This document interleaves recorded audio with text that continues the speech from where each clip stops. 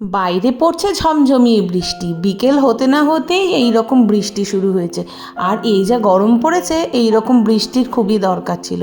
আর বৃষ্টির দিন, তাই গুলুর পাপাও আজকে তাড়াতাড়ি অফিস থেকে চলে এসছে। আর এসেই মেয়েকে নিয়ে একটু ঘুরে বেড়াচ্ছিল। তারপরে তো ঠাম্মু দিচ্ছিল সন্ধ্যা, আর আমার মেয়েও এই যে ঠাম্মুর সঙ্গে সন্ধ্যা দিচ্ছে, ঠাকুরকে নমনম করছে।